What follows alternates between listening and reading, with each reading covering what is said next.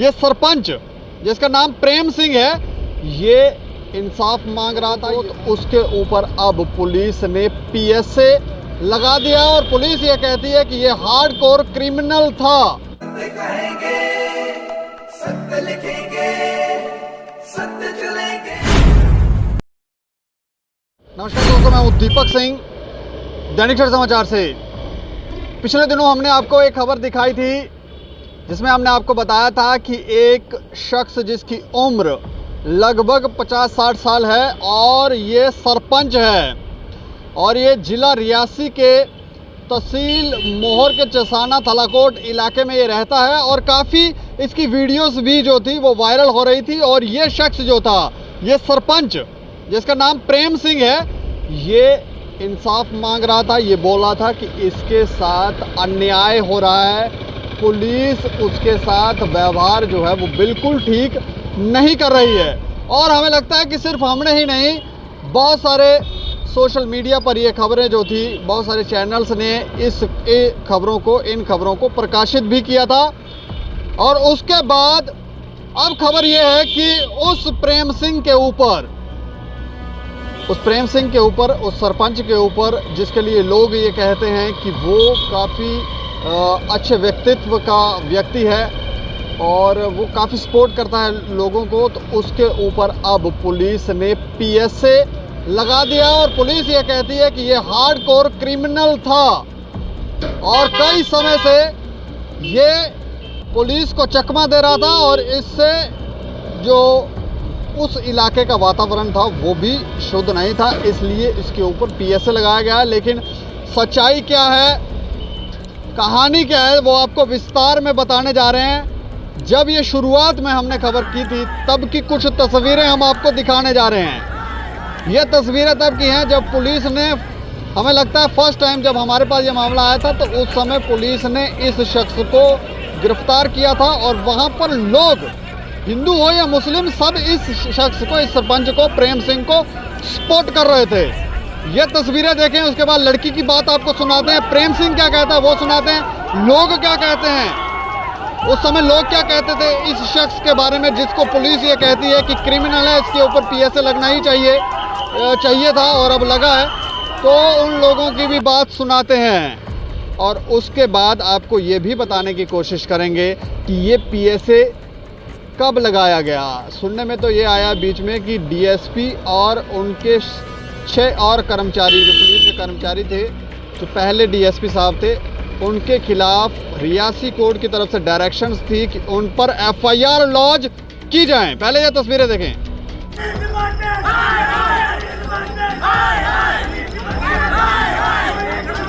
साहब ने बोला मैं आपकी रीस्टेटमेंट नहीं कराऊंगा, आप 5 लाख बना लो, 5 लाख बना लो। डीएसपी साहब ने भी 1-2 लाख खाने और 2-3 लाख इधर पुलिस को चाहिए, उसके बाद ही हम आपकी रीस्टेटमेंट लेंगे, ऐसे नहीं।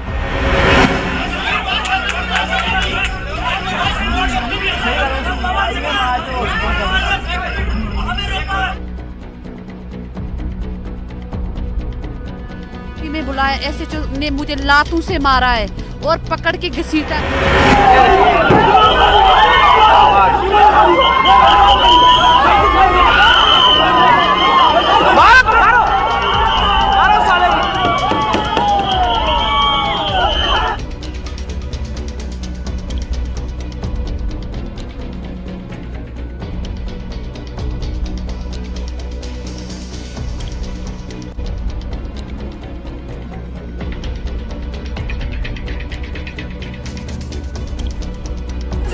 देखो सर, दरवाजे देखो, हमने सब कुछ लूट के ले गए।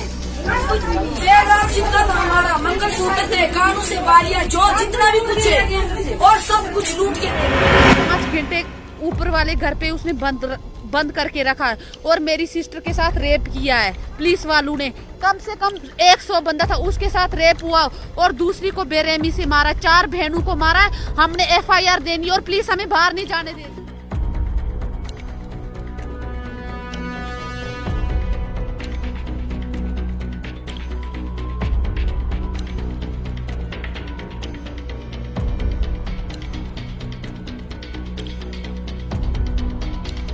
प्राय 3 लाख में कहाँ से लाता, 2-4 साथियों ने आगे पीछे से थोड़े बहुत पैसे दिए SHO साहब को, तो SHO साहब ने कड़ी खोल दी। कड़ी खोल कर तो हम मज़े से आगे, वो पैसे ले गया, मैं घर आ गया। DSP फोन करता, कहता है पता लगा DSP का, अभी मैं आर्मी भेज रहा हूँ, अभी आर्मी आएगी, तू रश नहीं होगा, तू पैसे नहीं देगा, तू जूतों के साथ देगा। आज सुबह फिर पुलिस रात को आ गई, हमारी जी बेइज्जती हो गई। हमें अफसर कहते आपने उसको छोड़ा क्यों, आपने इसको पकड़ा क्यों, छोड़ा क्यों?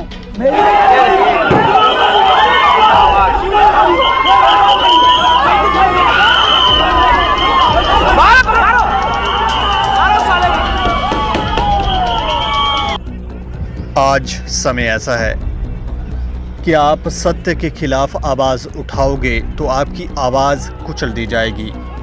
आपको जैसे राजनीतिक लोग चलाना चाहते हैं, जैसे पुलिस चलाना चाहती है, जैसे पावरफुल लोग चलाना चाहते हैं, आपको वैसे ही चलना होगा।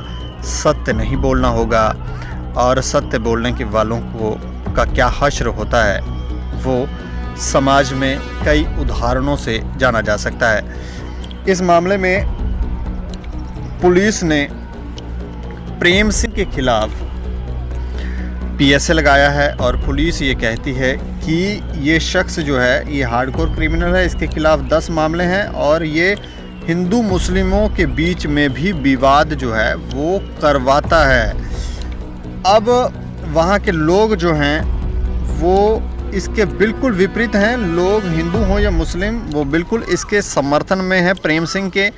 और इसमें प्रेम सिंह का एडवोकेट ये कहता है कि ये जो PSA लगाया गया है इसका कोई आधार नहीं है, इसको चैलेंज्ड किया जाएगा और पुलिस ये बदले की भावना से कार्रवाई कर रही है। PSA जो है वो बनता नहीं है क्योंकि जो भी FIR दर्ज है उसमें हाई कोर्ट की तरफ से प्रेम सिंह को बेल दी गई है और ज़्यादातर मामले जो हैं वो प्रेम सिंह के खिलाफ फेक बनाए गए हैं। कुछ राजनीतिक लोग हैं जो इसके पीछे हैं और कुछ पुलिस के अधिकारी हैं जो ये नहीं चाहते कि प्रेम सिंह सत्य बोले। अब इस कहानी में सत्यता क्या है, क्योंकि उसकी बेटी जिसके बारे में ये कहा जाता है कि उसने अपने ही पिता के खिलाफ FIR दर्ज करवाई थी और मामला दुष्कर्म का था, लेकिन वो बेटी क्या कहती है वो सुन लेते हैं। प्रेम सिंह क्या कहता है वो सुन लेते हैं कि क्या इसमें सत्यता है या फिर पुलिस ही कोई खेल खेल रही है। नमस्कार, मैं सूटा देवी, कोम राजपूत, डिस्ट्रिक्ट रियासी, तहसील चसाना। मैं सोशल साइड पे नहीं आना चाह रही थी पर मुझे आज मजबूर होके, मतलब जब कोई भी रास्ता मेरे पास नहीं है, क्योंकि SSP साहब के ऑफिस में मैं गई, IG साहब के दफ्तर में 2 बार मैं गई, पुलिस चसाना में गई, लेकिन मेरा कुछ क्लियर नहीं हुआ। फिर भी मसला आगे बढ़ता जा रहा है। एक FIR नंबर 47 जिसका मुस्तगीस मैं हूँ 2020 में लगी थी, जिसका मुस्तगीस मैं हूँ, जिसमें 11 मुलजिम है, 10 के 11 मुझे नहीं पता इस चीज़ का। जो FIR नंबर 47 हमारा घर का फैमिली डिस्प्यूट था।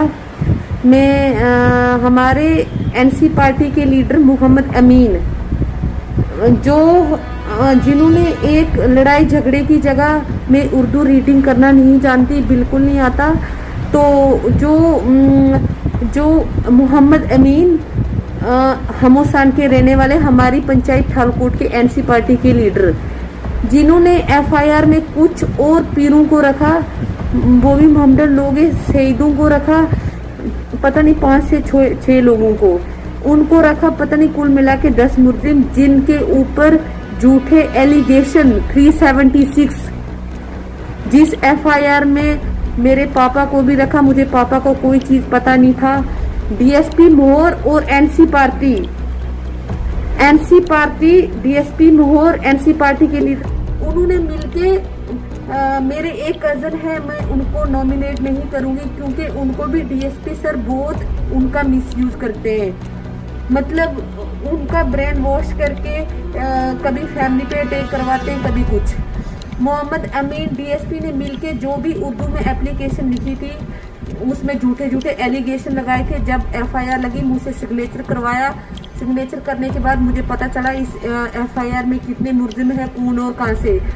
और जब मुझे कुछ सब लोगों की कॉल आई, स्पेशल पीरों की कॉल आई मुझे, मैं अपनी मासी के घर में थी, उनके नंबर पे कॉल आई। उन्होंने रोया तक कि ये कौन सा 376 एक कलंक वाला ऑफेंस हम पे लगा है।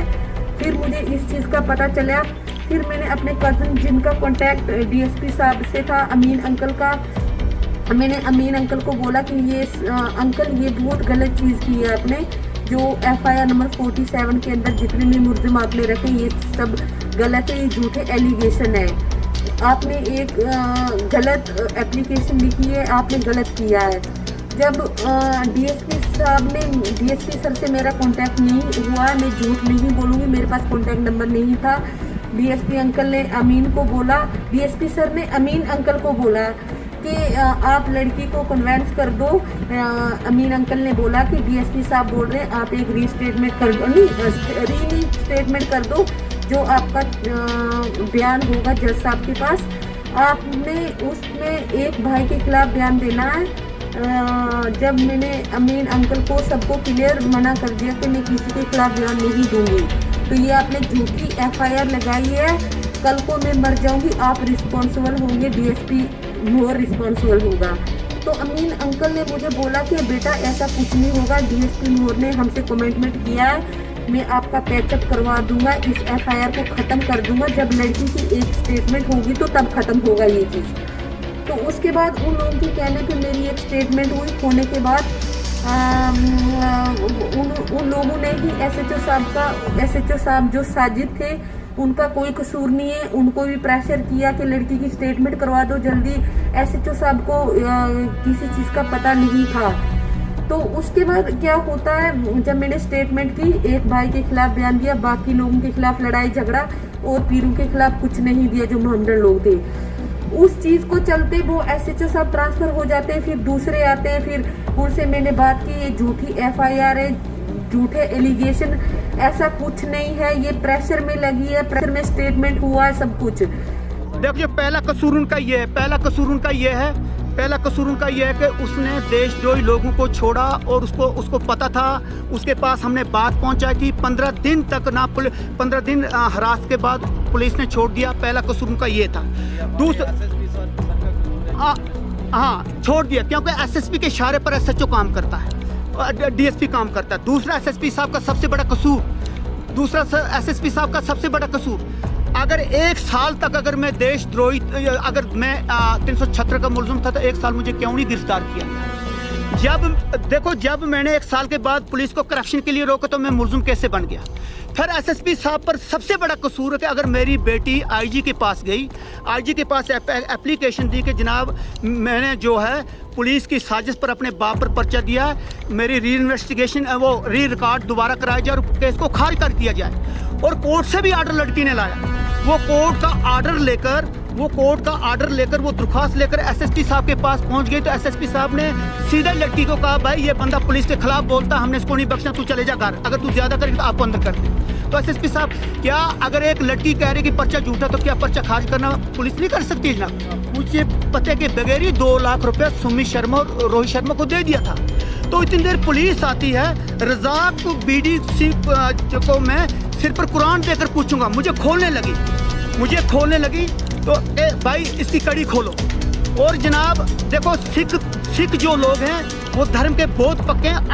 आगे सिंह ने मेरी कड़ी खोली है, मेरे पास वीडियो सबूत है कि पुलिस ने मेरी कड़ी खोली।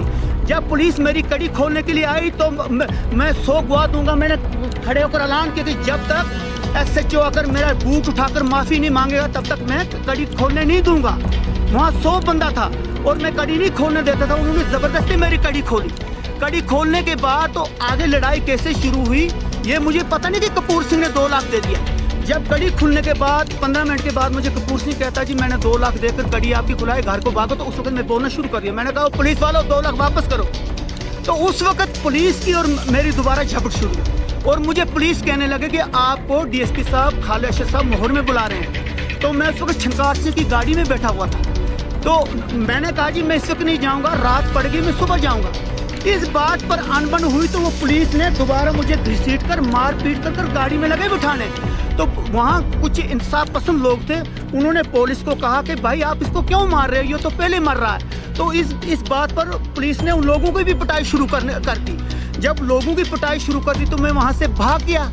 अब पुलिस ने एफआईआर दर्ज की है कि मुझे इन्होंने हमला किया और कड़ी खोली। अगर कड़ी की वीडियो में साबित कर दूं कि पुलिस ने खोली तो क्या पर्चा सच्चा झूठा, मैं मीडिया वालों से सवाल करता हूं। देखो जनाब, मेन मुद्दा ये था कि एसएसपी साहब ने डीएसपी खालद अशरफ को पैसे इकट्ठे करने के लिए रखा था। अगर आप पूरे सबूत मुझे मांगते हो, मैं आपको पूरे सबूत दे सकता हूँ, मैं रिकॉर्डिंग दे सकता हूँ डीएसपी साहब की। वो रिकॉर्डिंग है, एक बंदे को कहता कि तू 60,000 नहीं, उसको फंसा, वो 4 लोग फंसे थे, उनसे 1-1 लाख रुपए मांग रहा था।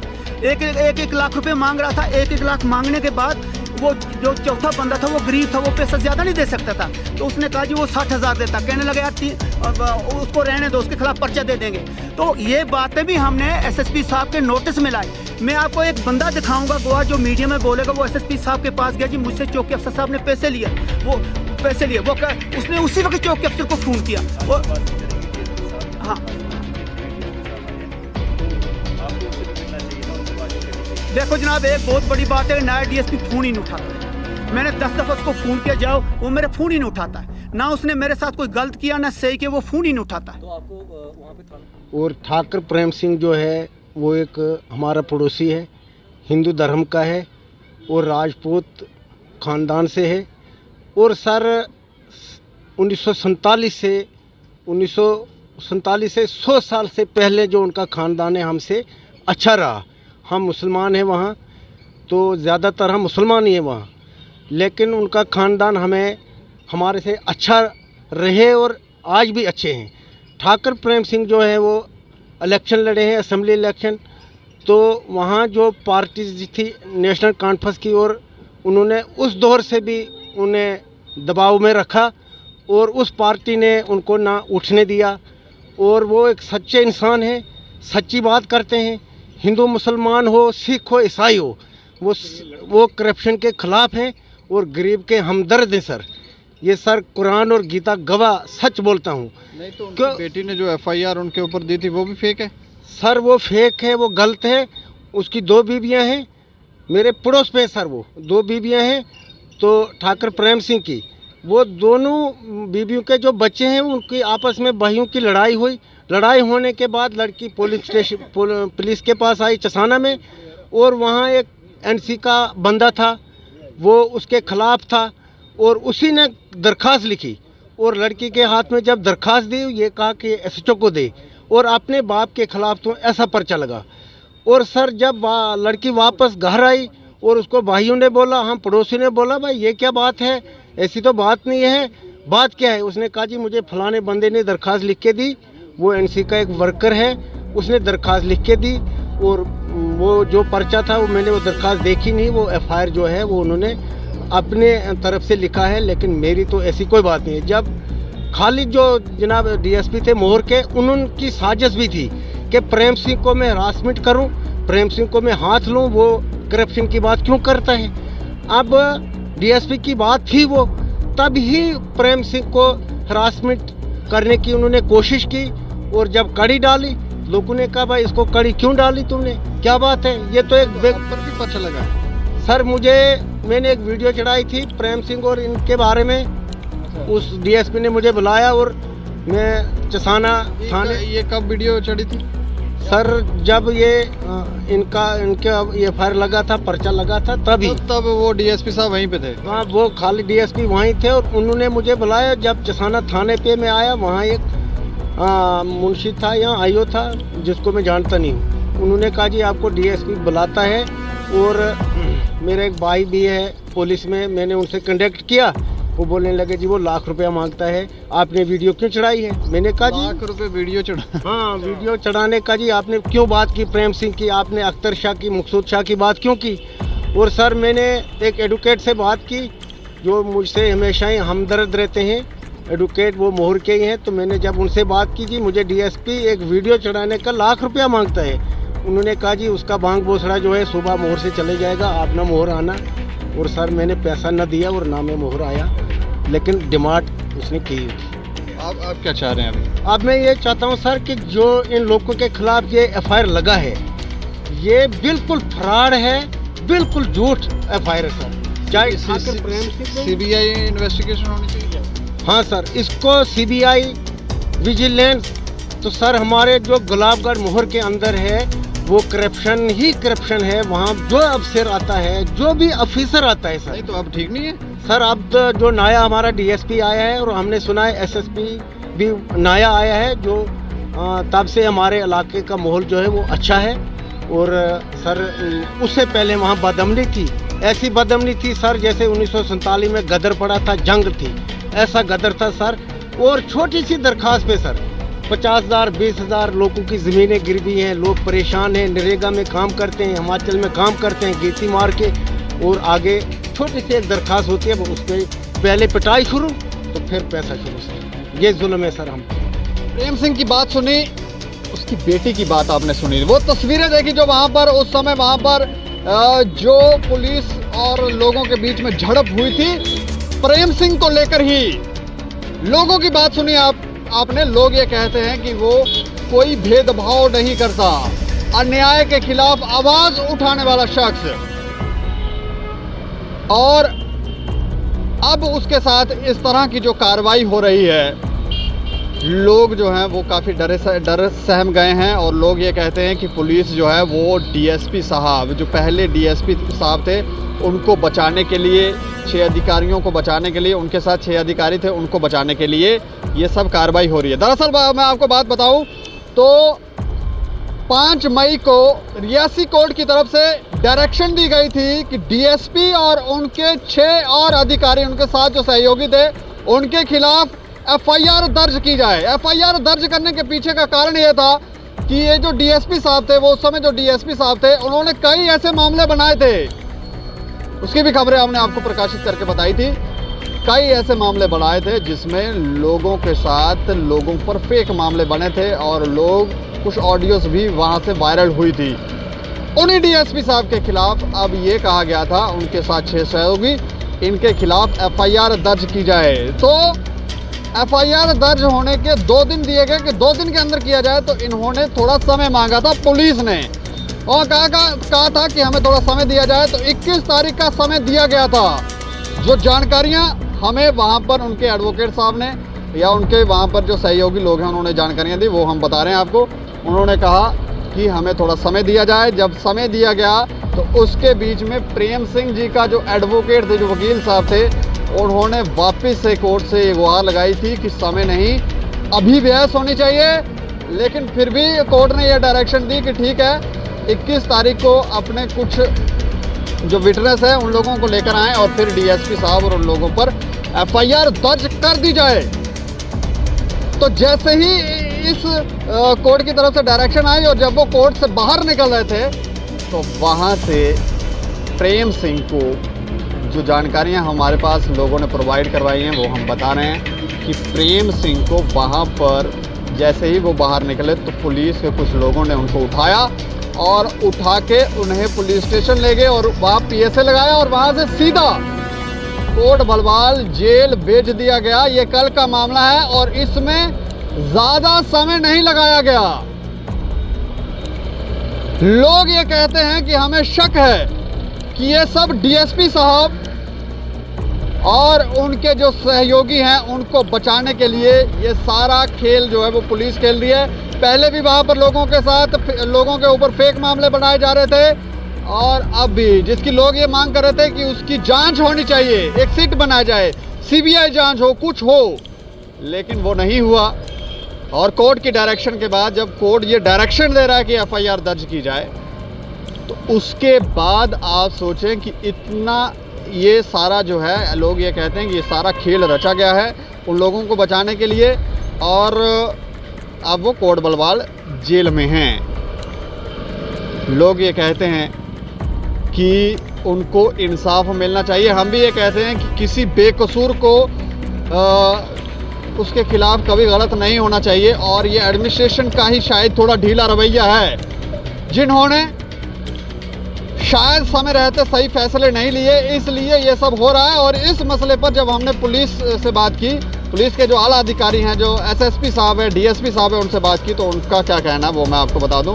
उनका कहना है, एसएसपी साहब कह रहे हैं तो समय के थोड़ा समय दीजिए, हम आपको पूरी जानकारी देंगे। लेकिन डीएसपी साहब ने ये कहा कि एडमिनिस्ट्रेशन, ये अचानक कोई पीएसए नहीं लगाया गया, एडमिनिस्ट्रेशन की तरफ से कहा गया कि एक हार्डकोर क्रिमिनल है, इसके ऊपर एफआईआर दर्ज कर दी जाए, पीएसए लगा दिए, माफ़ कीजिए, पीएसए लगा दिया जाए। उसके बाद पीएसए लगाया गया, कोई अचानक कुछ नहीं हुआ। हमने जब उससे पूछा कि क्या ये सब डीएसपी साहब और उनके जो शेष सहयोगी थे उनको बचाने के लिए सारा खेल खेला गया है, लोग ये कहते हैं, तो उन्होंने कहा कि ऐसा कुछ भी नहीं है और ये सब जो है ये पहले से ही इसके ऊपर काम चल रहा था और ये अचानक नहीं हुआ है, ये डीएसपी साहब कह रहे हैं। लेकिन लोग ये कहते हैं कि इस समय सिचुएशन वहाँ पर चसाना फलाकोट में इस तरह की है कि वहाँ पर पुलिस है, किसी को भी बाहर आने की या बोलने की मीडिया के सामने इजाज़त नहीं दी जा रही और लोग जो हैं वो कहते हैं कि ये अन्याय हुआ है। इस खबर के ऊपर क्या आपको लगता है कि प्रेम सिंह एक हार्डकोर क्रिमिनल है या पुलिस षड्यंत्र रच रही है, पुलिस इसकी आड़ में कुछ और काम कर रही है? ज़रूर अपनी राय रखें और देखते रहें दैनिक सवेरा समाचार। मुझे और मेरे सहयोगी अमित डोगरा को दें इजाज़त। नमस्कार।